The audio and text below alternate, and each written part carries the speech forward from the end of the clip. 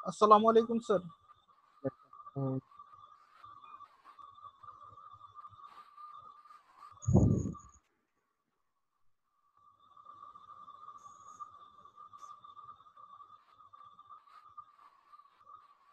Sir আসসালামু আলাইকুম sir.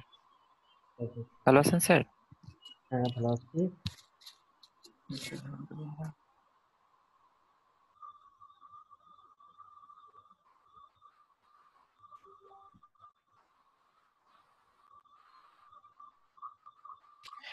Sir আমাদের পূজার ছুটি কবে থেকে স্যার? পুজোর ছুটি বৃহস্পতিবার থেকে। অপূর্ব বৃহস্পতিবার। অপূর্ব স্যার তো বললো যে বৃহস্পতিবার থেকে সোমবার পর্যন্ত। আচ্ছা আচ্ছা। তার আগে মনে হয় অন্য কি পূজা আছে, লক্ষ্মী পূজা নাকি আছে। তো এইসব পূজায় তো আর ছুটি থাকে না। দুর্গা পূজার জন্য মেন ওই সময়টায় ছুটিটা থাকবে। ওই বৃহস্পতিবার হয়তো, বৃহস্পতিবারও হয়তো তোমাদের তো আজকাল পরশু, তারপর মানে না, কালকে পর্যন্ত, কালকে হয়তো ক্লাস শেষ। আর বৃহস্পতিবার পর্যন্ত ক্লাস হবে। ওই শুক্র শনি রবি সব একদিন ছুটি থাকবে, ক্লাস হবে। স্যার আর এমনি আমাদের নতুন যে কি রুটিন স্যার এইটা অনুযায়ী তো এমনি শনি রবি সোম আর কি ক্লাস।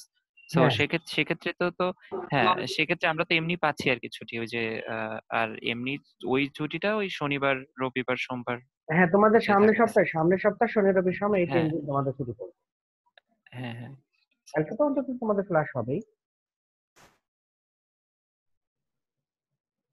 আর কতজন জয়েন করছে দেখি। কেন টাইম হয়ে যাচ্ছে, কিন্তু 14 জন মাত্র, 14 জন জয়েন করছে। আমাদের একটা জিনিস দেখো তো, আমাদের টাইম কিন্তু 40 মিনিট নির্দিষ্ট, কারণ আমরা তো জুমের ফ্রি ইউজটা করি। আমরা তো জি স্যার। ওয়েব মেল দিয়ে আমরা হয়তো খুব তাড়াতাড়ি আমরা ওয়েব মেল খুলে ওয়েব মেল দিয়ে আনলিমিটেড জুম ইউজ করা শুরু করব। এটা প্রসেসিং এ আছে। তো যতক্ষণ না হয় ততক্ষণ পর্যন্ত তো আমরা ফ্রিটা ইউজ করছি 40 মিনিট। তো 40 মিনিটের মধ্যে স্টুডেন্টরা যদি অ্যাটেন্ড করতে করতে 2-4 মিনিট খেয়ে ফেলে, তাহলে দেখা যাচ্ছে যে আমাদের ক্লাসটা অনেক সময় সমস্যা হয়। 40 মিনিট ধরে ক্লাস হলে তো 50 মিনিট হয়, 50 minute 40 minute student. Sir sir এই জন্য স্যার মানে সব থেকে সুবিধা কোনটা হয় ওই যে আর কি অপূর্ব স্যার তারপর মানে আর কি অপূর্ব স্যার করেন এটা ওই ক্লাসটা রেকর্ড করে তারপর পরে এটা আর কি দিয়ে দেয় স্যার। তো কেন, সেক্ষেত্রে স্যার আপনি তোমাদেরকে তো যদি গতকাল দিয়েছি তো। হ্যাঁ স্যার ওই তো মানে এই যে ক্লাসের আর কি রেকর্ডটা তো সেক্ষেত্রে স্যার আপনি আর কি যদি ধরেন 11টা 40-এ যদি ক্লাসটা শুরু করে দেন তাহলে ধরেন যারা আসলো তারা ক্লাসটা করলো শুরু এরপরে যারা অ্যাটেন্ড করলো পরে প্রয়োজন হলে দেখে নিল ওইটা সেটাও হয় আচ্ছা, আর কি হ্যাঁ, যেহেতু ঠিক আমাদের আছে। সময় তো কম স্যার। তো তোমাদেরকে পিডিএফ এবং ভিডিও দুটাই পেয়েছো না তোমরা গত ক্লাসের? জি স্যার পেয়েছি স্যার। আমি স্যার তো ভিডিওটা কি দিছিলেন না? পিডিএফটা পেয়েছিলাম মনে হয় স্যার ভিডিও পেয়েছি, ভিডিওটাও। দেখবা দেখবা ভিডিওটাও দেওয়া হয়েছে, ভিডিও লিংক দেওয়া হয়েছে তোমাদের মেসেঞ্জার গ্রুপে, ভিডিও লিংক দেওয়া আছে, দেখবা। ও আচ্ছা আচ্ছা স্যার। ঠিক আছে। আমি একটু দেখে আসি তাও।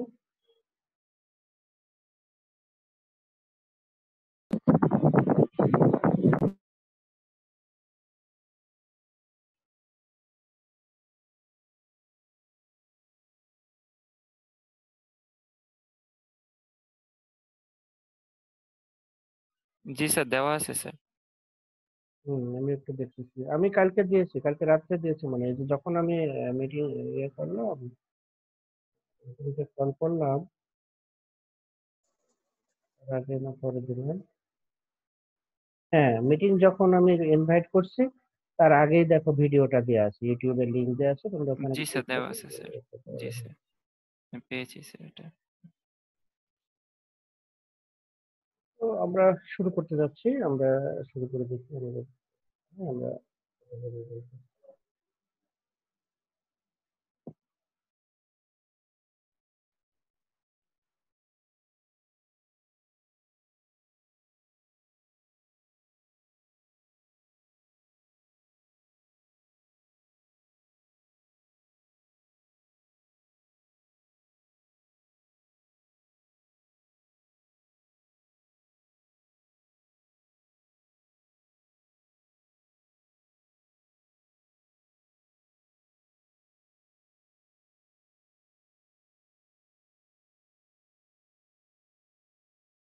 আমরা আজকে শুরু করতে যাচ্ছি যে লোড ডিউরেশন কার্ভ।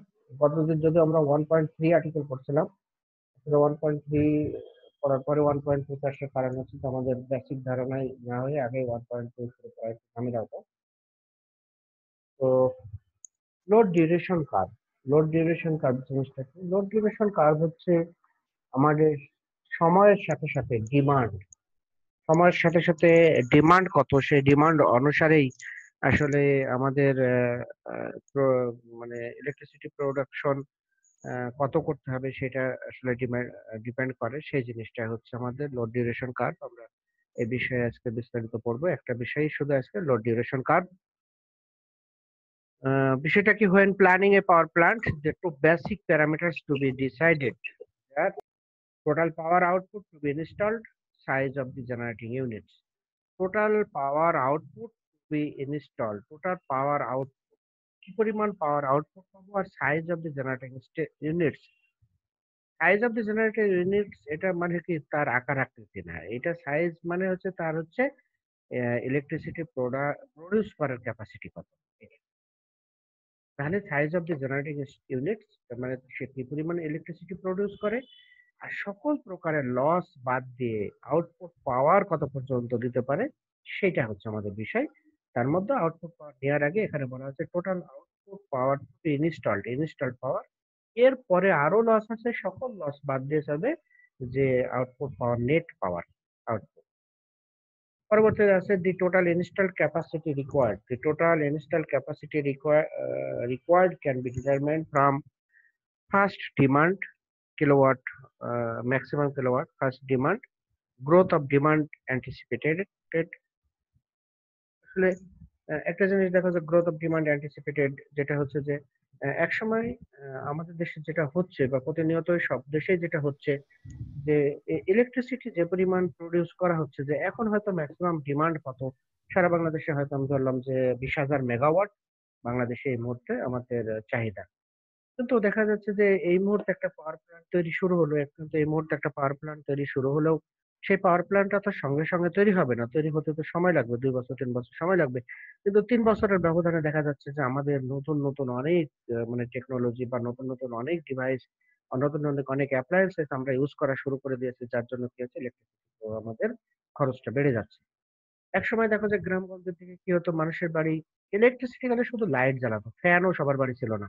তারপর কি হলো, মানুষ ফ্যান ইউজ করা শুরু করলো, লাইট ফ্যান, এটার একটা হিসাব ছিল যে কতগুলো লাইট কতগুলো ফ্যান। গ্রামের দিকে পরবর্তীতে মানুষ কি করলো, রাইস কুকার কেনা শুরু করলো। এখন রাইস কুকার, ফ্রিজ, প্রত্যেক বাড়িতে হচ্ছে পানি তোলার জন্য মোটর, কোনো কোনো বাড়িতে হয়তো ওভেন, এরকম শুরু হয়ে গেছে। এমনকি এখন নতুন আসছে রান্না করার জন্য ইন্ডাকশন কুকার, ইন্ডাকশন কুকারে রান্না করা হচ্ছে, যেটা হচ্ছে আগে হিটার ব্যবহার করা হতো হিটারের বিকল্প হিসেবে। তাহলে এইটা কিন্তু আস্তে আস্তে আস্তে আস্তে কি হচ্ছে, আমাদের ডিমান্ড বাড়তেছে। সাথে সাথে আমরা এসির ব্যবহার দেখো, গ্রামগঞ্জ পর্যন্ত একসময় শহরে, ঢাকা শহরে আমরা কিছু এসি দেখতাম, আমরা জেলা শহরগুলোয় সহজে এসি দেখতে পেতাম না, কিন্তু এখন কি হচ্ছে, গ্রামগঞ্জ সব জায়গায় আমরা কি পাচ্ছি, এখন এসি দেখতে পাচ্ছি। যেহেতু আমরা এসি আসছে, তাহলে এসির লোড গুলা বেড়ে যাচ্ছে। সেই সাথে সাথে আমাদের দেখা যাচ্ছে যে শহরে ঢুকলেই তুমি যে শহরেই থাকো না কেন, সব থেকে বড় এখন বিদ্যুৎ আমাদের কনজিউমার হচ্ছে, বিদ্যুতের কনজিউমার হচ্ছে আমাদের অটো।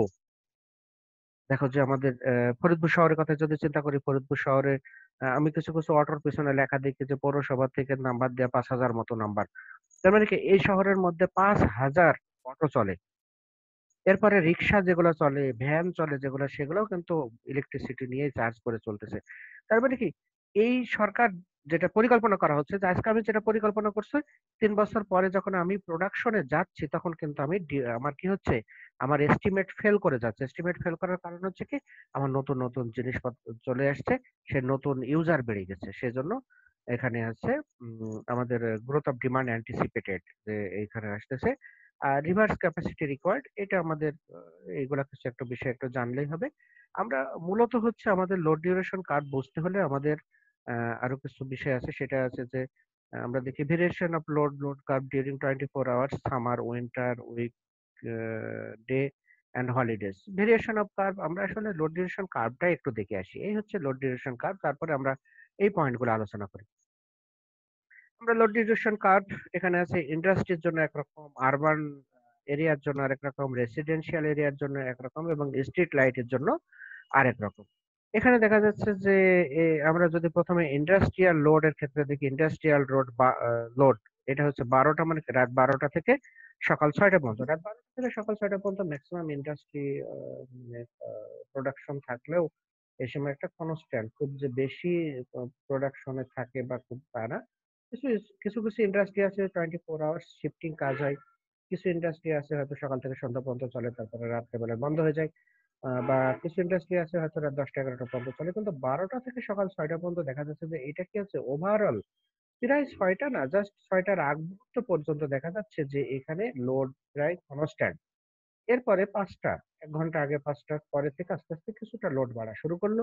এই লোড বাড়তে বাড়তে চলে যাচ্ছে কোথায়, এটা 7টা বা 8টা হবে যখন বেজে যাচ্ছে, এই সোজাসুজি যদি আমরা আর একটু স্লাইস করে নিতাম, তাহলে দেখা যাচ্ছে যে সকাল 8টা পর্যন্ত লোডটা বেড়ে গেল। কতক্ষণ চলে, এটা হচ্ছে দুপুর 12টা বা 1টা পর্যন্ত এই লোডটা চলে। 12টার পরে কি হচ্ছে, এই ডিমান্ড কিন্তু কমে যাবে। এরপরে কি হচ্ছে, 12টার পরে লাঞ্চ ব্রেক হয়ে গেল, মানুষ নামাজের জন্য ব্রেক হয়ে গেল। এই সময় কিন্তু ইন্ডাস্ট্রি বা যে কোনো জায়গায় কি হচ্ছে, ওখানে অনেক কিছু বন্ধ রেখেও চলে যাচ্ছে। সে সময় দেখা যাচ্ছে কিছু সময়ের জন্য, প্রায় 1টার দিকে কিছু সময়ের জন্য লোডটা কমে গেল, এটা কমে আসছে।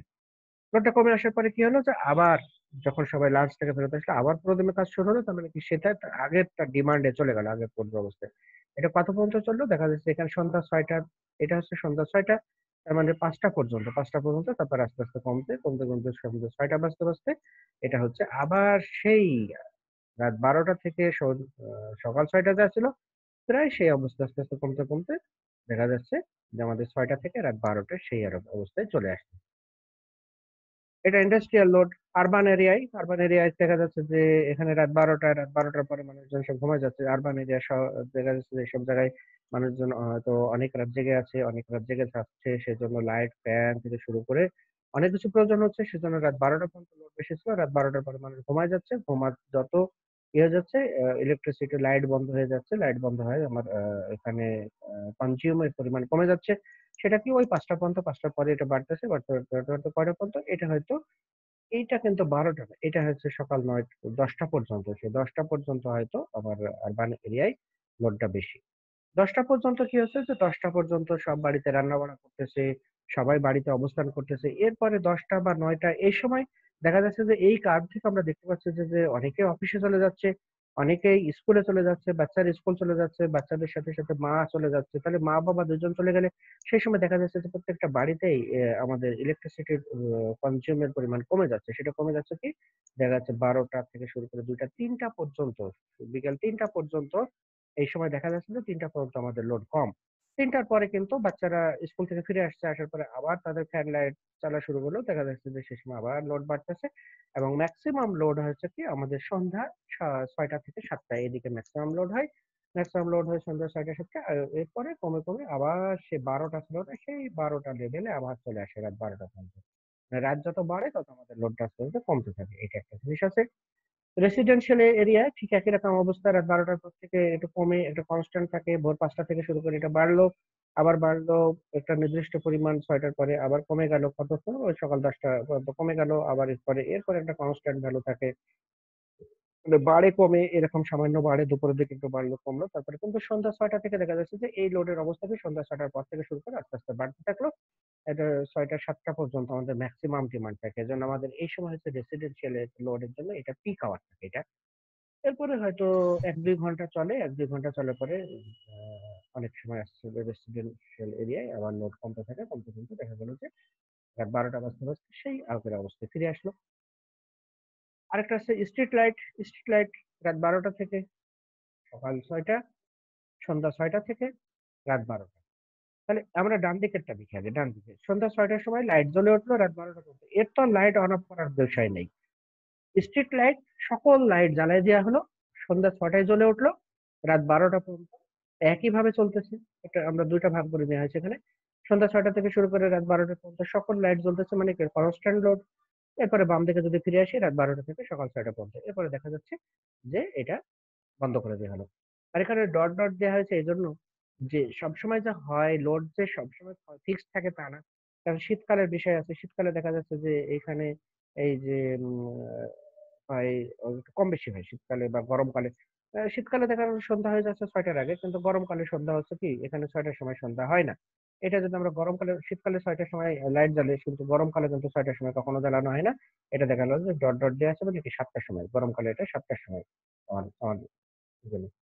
ঠিক এখানে যদি হয় তাহলে এইখানে আবার দেখা যাচ্ছে যে এইখানে কি হচ্ছে, গরমকালে আবার ভোর হচ্ছে কয়টার সময়, ডট ডট গরমকালে ভোর হচ্ছে ৫টা বাজতে বাজতে, কিন্তু আমাদের সূর্য উঠে পড়ে, সেজন্য দেখা গেল ৫টার সময় এখানে লাইটটা বন্ধ করে দেওয়ার প্রয়োজন হয়। তাহলে আমাদের এখানে কিছু হচ্ছে, আমাদের এখানে আমাদের কনজিউম কিছু পরিমাণ কমে যাবে। এটা হচ্ছে গ্রাফ, আমাদের লোড ডিউরেশন কার্ভ। আমরা মনে হয় এই যে দেখলাম এর থেকে হয়তো একটু ধারণা আসছে যে এই আসলে এই জিনিসগুলোর দ্বারা কি বোঝানো হচ্ছে। তো এই জিনিসটা নিয়ে আমরা এখন সে আগে যাই। লোড ডিউরেশন কার্ভ কিসের উপর নির্ভর করে? Variation load curve during 24 hours, 24 ঘন্টায় কি পরিমাণে ইলেকট্রিসিটি প্রডিউস হচ্ছে। এবার সিজন অনুসারে summer, winter, weekday, holiday. Summer উইন্টারে তো হয়, আবার হলিডে ছুটির দিনে হয় কি, বা অন্যান্য সপ্তাহে বিভিন্ন দিন আছে, সেসব দিনগুলো কেমন ব্যবহার হয় সেটা। এরপরে 2 নম্বর হচ্ছে total capacity of units connected to the electric grid. National grid line যেটা আছে, সকল গ্রিড আমাদের সবগুলা আবার ন্যাশনাল গ্রিডের সাথে কানেক্টেড নাও হতে পারে। দেশের যে পরিমাণ ইলেকট্রিসিটি প্রডিউস হয় সবগুলা ন্যাশনাল গ্রিডের সাথে কানেক্টেড হয় না। এবং কিছু কিছু ইন্ডাস্ট্রি আছে, বড় বড় বড় ইন্ডাস্ট্রি আছে, তাদের নিজস্ব জেনারেটর থাকে, তারা ইলেকট্রিসিটি প্রডিউস করে নিজেদের প্রয়োজনে। যদি কখনো ইয়ে ফেল করে, ন্যাশনাল গ্রিড লাইন ফেল করে, বা যেখান থেকে বিদ্যুৎ সাপ্লাই দেওয়া আছে সেখানে ফেল করে, তাহলে তাহলে তাদের প্রোডাকশন বন্ধ করে না রেখে তারা কি করে, তাদের জেনারেটর দিয়ে চালায়। এটা একটা বিষয় আছে। তাহলে দেখা যাচ্ছে যে এখানে যে পরিমাণে ইলেকট্রিসিটি প্রডিউস হচ্ছে সবটাই যে গ্রিডে সংযুক্ত হচ্ছে তা না। আরেকটা বিষয় হচ্ছে, কিছু কিছু আছে যে লোকাল এরিয়ার জন্য, আমাদের যদি আমরা পাহাড়ি এলাকার কথা চিন্তা করি, যে পাহাড়ি এলাকায় তোমরা নিশ্চয়ই বেড়াতে গিয়েছো, গেলে দেখবে যে বিভিন্ন জায়গায় ইলেকট্রিসিটির ব্যবস্থা করা আছে। এই যে ইলেকট্রিসিটির ব্যবস্থা করা হচ্ছে, এই ইলেকট্রিসিটি যদি সেখানে এক জায়গা থেকে আরেক জায়গায় কেবলের মাধ্যমে ট্রান্সমিট করতে হয়, তাহলে এখানে খরচ অনেকটা বেড়ে যায়। সেজন্য কি হয়, যেখানে শহর, ওই শহরটাকেই শুধু ইলেকট্রিসিটি সাপ্লাই দেওয়ার জন্য দেখা গেলো ওই পাশেই কোনো একটা ছোট্ট একটা পাওয়ার প্ল্যান্ট ইনস্টল করা হয়। তাহলে সেইগুলা কিন্তু ন্যাশনাল গ্রিডে আসে না, সেগুলা কিন্তু ওই ওই নির্দিষ্ট এরিয়ার জন্যই ওই ওই পাওয়ার প্ল্যান্টটা কাজ করে। তো 3 নম্বর পয়েন্ট আছে minimum start up and shutdown period of the units. Start up and shutdown periods of the units, কিছু কিছু ইউনিট আছে যে এই 20 পয়েন্ট এরকম যে কিছু ইউনিট আছে সবসময় চলে, কিছু ইউনিট আছে প্রয়োজনীয় সময় চলে, বিশেষ করে পিক আওয়ারে কিছু আছে চলে, আর অফ পিক আওয়ারে কিছু কিছু বন্ধ করে রাখা হয়, হয়তো পয়েন্ট এরকম হচ্ছে। তারপর মেইনটেনেন্স প্রোগ্রাম প্ল্যান, এটা হচ্ছে যে মেইনটেনেন্স, আমি কতদিনে বলছিলাম যে maintenance programme plan, maintenance programme এমনিতে চলতে চলতে হঠাৎ করে নষ্ট হয়ে যেতে পারে, সেটাও তো মানে হতেই পারে। এটা তো কেউ বলতে পারে না, এটা আনসার্টেন টাইম যে কোনো সময় হতে পারে। কিন্তু স্বাভাবিকভাবে একটা পাওয়ার প্ল্যান্ট যদি চলতে থাকে, তাকে মেইনটেনেন্স কখনোই আমাদের সামার সিজনে করা হবে এই চিন্তা ভাবনা করা হয় না। কারণ সামার সিজনে করতে গেলে সামার সিজনে আমাদের ডিমান্ডটা বেশি থাকে, সেজন্য সামার সিজনে কখনোই এরকম চিন্তা ভাবনা করা হয় না। সবসময় চিন্তা ভাবনা প্ল্যান রাখা হয় কি, যে শীতকাল আসবে, শীতকালে আমাদের ইয়ে কমে যাবে, আমাদের এসি চলবে না, ফ্যান চলবে না, এরকম অনেক জায়গায় আমাদের ইলেকট্রিসিটির ইউজটা কমে যাবে। সেই সময় কিছু ইউনিট বন্ধ যদি করে রাখা হয়, সেই ইউনিট বন্ধ করে রেখে সে সময় যদি সেখানে আমরা মেনটেনেন্সের কাজটা করে নিই, তাহলে এখানে আমাদের সাপ্লাই কোনো ইয়ে হবে না, সমস্যা হবে না। তারপরে plant efficiency versus size of units, আমরা গতদিনে আলোচনা করেছিলাম। প্লান্ট ইফিসিয়েন্সি আসলে সাইজ অফ ইউনিট যে পরিমাণে আরো আমরা ধরে নেওয়া হয় সে পরিমাণ আউটপুট পাই না বলে এফিসিয়েন্সি অনেক সময় কমে যায়।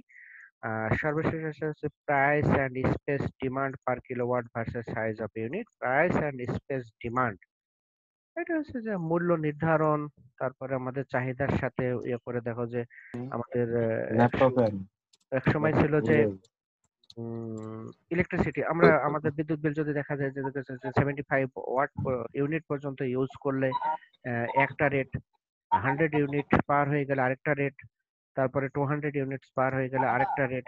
এরকম যে বিভিন্ন রেট আসছে, সেটা হচ্ছে প্রাইস স্পেস ডিমান্ড পার কিলোওয়াট। এখানে এই যে পার কিলোওয়াটের ভ্যালুটা কত হবে, সেটা হচ্ছে যে এইভাবে করে দেওয়া হচ্ছে, এই জন্য যে যাতে যারা বেশি ইউজ করবে তারা বেশি বিল দেবে। যেমন আমাদের ইঞ্জিনিয়ারিং কলেজের কথা চিন্তা করে, আমাদের ইঞ্জিনিয়ারিং কলেজে কিন্তু ২ রকমের বিল আমরা দিয়ে থাকি। একটা হচ্ছে পিক লোড, একটা অফ পিক লোড বলতে তো বুঝতেই পারছো যে সন্ধ্যা ৭টা থেকে হয়তো রাত্রে ১১টা পর্যন্ত ওরা পিক ধরতেছে। আবার দিনের বেলায় কিছু একটা পিক ধরে নেয়। ওদের মিটার আলাদা, আলাদা ব্যবস্থা আছে। পিকে আমরা ৳১০ কয়েক পয়সা দিই। প্রায় ৳১১ মতো প্রতি ইউনিটের বিল দিই। কিন্তু অফ পিকে দিই প্রায় ৳৭ মতো। তাহলে পিক আওয়ারে ওরা আমাদের কাছ থেকে নিচ্ছে ৳১১, অফ পিক আওয়ারে নিচ্ছে ৳৭ মতো। এইটা। আর আরেকটা হচ্ছে বিদ্যুৎ বিলের আসে ডিমান্ড চার্জ, যেটা তোমরা বিভিন্ন অঙ্ক করার সময়, পাওয়ার সিস্টেম অঙ্ক করার সময় হয়তো ডিমান্ড চার্জের অঙ্কগুলা করছো, যে আমাদের যে আমরা কিলোওয়াটের সাথেও যে কেভিএ একটা বের হয়, সেই ডিমান্ড চার্জ থেকে কেন ডিমান্ড চার্জ গুলা বের হয়। অনেকেরই প্রশ্ন থাকে, তুমি তোমার বাড়িতে গেলেও হয়তো বলবে যে এটা ডিমান্ড চার্জ কি, এই যে বিদ্যুৎ বিলের উপর কি লেখা থাকে। এখন যেহেতু তুমি ইঞ্জিনিয়ার, তুমি তুমি জানো যে ডিমান্ড চার্জটা কি জিনিস বা কেন হয়, ডিমান্ড চার্জটা ক্যালকুলেশন করা প্রয়োজন হয়। তো আমাদের ওটা বিষয় না, আমাদের হচ্ছে যে প্রাইস অ্যান্ড স্পেস, যেটা বলা হচ্ছে এটা, যে প্রাইস হচ্ছে যে তাকে ভাগ করে দেয়া, যে যে কম ইউজ করবে সে হচ্ছে কম বিদ্যুৎ বিল দেবে, যে বেশি ইউজ করবে তাকে বেশি বিদ্যুৎ বিল দিতে হবে। তাতে এটা সুবিধা হয় কি, যে ইয়ে হয়, বিদ্যুৎ ব্যবহারের জন্য সবাই সাশ্রয়ী হয়। সাথে সাথে আবার আমাদের কিছু আছে, দেখা গেল রেসিডেন্সিয়াল এরিয়ার জন্য বিল একরকম, আবার হচ্ছে ইন্ডাস্ট্রির জন্য বিল আরেক রকম। সেজন্য এগুলা হচ্ছে ভাগ করে দেওয়া আছে, যে ইন্ডাস্ট্রিয়াল বিলের রেট আর রেসিডেন্সিয়াল এরিয়ার বিল কিন্তু আলাদা। আমরা এই বিষয়গুলো আলোচনা করলাম। তাহলে এটা তো আমরা আলোচনা করছিলাম এখানে। সেই আরেকটা হচ্ছে লোড ডিভিশন কার্ভ আমাদের বাকি আছে, যে মেট্রোপলিটন এরিয়া।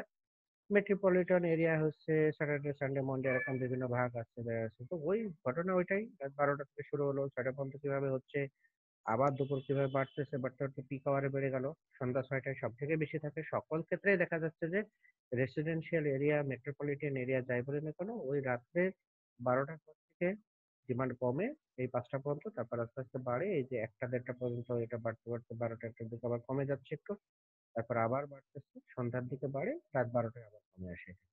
তারপরে স্যাটারডে সানডে এটা দেখানো হচ্ছে এভাবে, যে এটা আমাদের দেশে না, যেহেতু আমরা বইটা পিকেন আগের বই থেকে নিয়েছি। আসলে আমাদের দেশে তো সপ্তাহে ১ দিন ছুটি আমাদের শিক্ষা প্রতিষ্ঠানে। আবার কিছু কিছু জায়গায় আছে সপ্তাহে ২ দিন ছুটি। মানে আমাদের দেশে কয়েক রকম নিয়ম। শিক্ষা প্রতিষ্ঠানে ১ দিন ছুটি, অন্য জায়গায় ২ দিন ছুটি, এরকম ছুটি আছে। তো সেক্ষেত্রে দেখা যাচ্ছে যে এই এখানে আমরা এই গ্রাফটা থেকে দেখতেছি যে কি স্যাটারডে আর সানডে দেখো যে গ্রাফ কিন্তু ভিন্ন, লোড লোড কার্ভ। কারণ হচ্ছে যে স্যাটারডেতে দেখা যাচ্ছে যে এই সময়টা সকালের দিকে ছুটি যদি হয়, অন্য কোনো দেশে ফ্রাইডে স্যাটারডে ২ দিন ছুটি যদি হয়, তাহলে দেখা গেল যে তার এই সময় লোড কম, বাড়তেছে কমতেছে, এরকম ইয়ে হচ্ছে না। আবার আহ, আবার এই গ্রাফটাই মানে, এই গ্রাফটাই মানে সানডেটাই ছুটির দিন হচ্ছে, সানডেটা এখানে দেখা যাচ্ছে। আর স্যাটারডে হচ্ছে তাদের ওয়ার্কিং ডে। এটা দেখা যাচ্ছে সানডেতে দেখা যাচ্ছে রাত ১২টার পর কমে আসলো, কমতেছে কিছুটা, বাড়তেছে, মানুষজন ঘুম থেকে উঠে বিভিন্ন কাজকর্ম করতেছে, কিন্তু যে পরিমাণ বাড়তেছে আমাদের কিন্তু পিকে কখনো যাচ্ছে না। যেমন আমাদের অন্যান্য দিনগুলো দেখা যাচ্ছে যে ১২টার সময় একটা লোড বেড়ে যাচ্ছে, এই ১২টার সময় লোড বেড়ে যাচ্ছে ১২টায়, কিন্তু এখানে দেখা গেলো ১২টায় যখন বাজে, দুপুর ১২টা, তখন কিন্তু বেশি লোড বাড়ে নাই, কারণ হচ্ছে যে এই দিন ছুটির দিন। আবার তারপরে সবাই একটু রেস্ট নিলো হয়তো ১টা ২টা পর্যন্ত। তারপরে ১টা ২টোর পরে হয়তো অনেকে বিভিন্ন কাজকর্মে ব্যস্ত হতে পারে। পার্সোনাল কাজকর্ম শেষে এই সময় একটু বাড়তে বাড়তে দেখা গেল যে ৬টা হতে হতে সেটা আবার পিকে আসলো।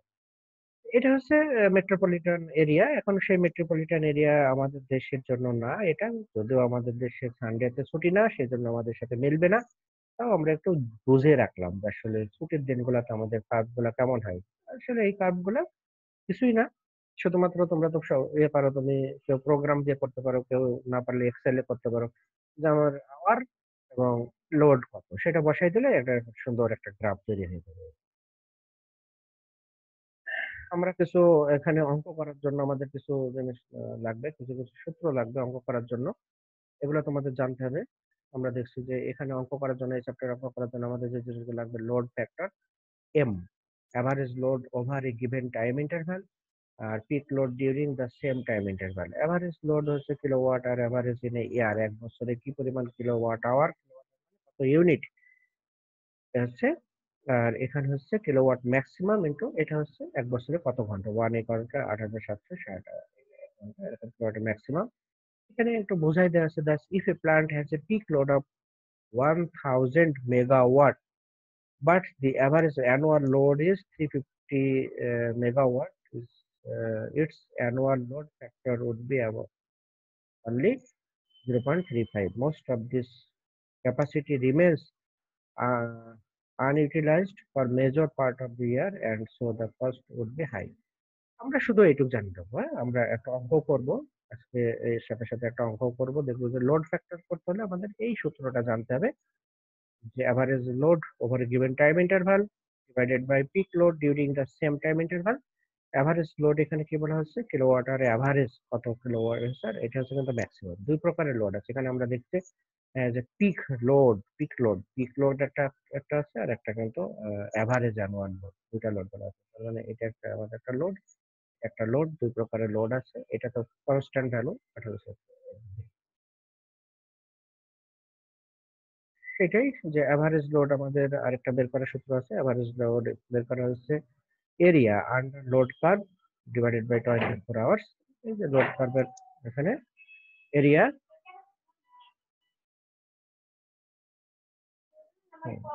স্যার আমাদের এই ম্যাথ গুলা সম্ভবত আমাদের ভিকে মেথার বইয়ে আছে স্যার, আমরা যদি আর কি ওখান থেকে করি তাহলেও তো হচ্ছে। হ্যাঁ হ্যাঁ, হতে পারো। তোমরা যে কোনো জায়গায় দেখলেই হলো, আমাদের আইডিয়া নেওয়ার জন্য, শুধু আমাদের ধারণা নিতে হবে। বিকেমিয়াতে হোক, পিকে নাগ হোক, যেখানে হোক, আমরা এগুলো দেখছি যে লোড কিলোওয়াট বা মেগাওয়াটের আছে, আর এদিকে হচ্ছে যে টাইম দেওয়া আছে, সেই টাইম অনুসারে যে আমাদের কথা হচ্ছে সেটা। এখানে যেমন এইখানে লোডটা যা হবে, এই লোড এবং এখানে 3 ঘন্টা 3 দিয়ে গুণ করতে হবে। এখান থেকে লোডটা যা হবে তাকে আবার 3 ঘন্টা দিয়ে গুণ, আমরা এরকম একটা অঙ্ক করবো যে অ্যাভারেজ লোড বের করা 24 আওয়ার্সে। একটা অঙ্ক আছে আমাদের এরকম, পিক লোডের করবো, এটা আমাদের কিছু দিয়ে আছে। এবার ক্যাপাসিটি ফ্যাক্টর এন দ্বারা প্রকাশ করা হচ্ছে। এন এর ওই যে average load divided by rated capacity of the plant.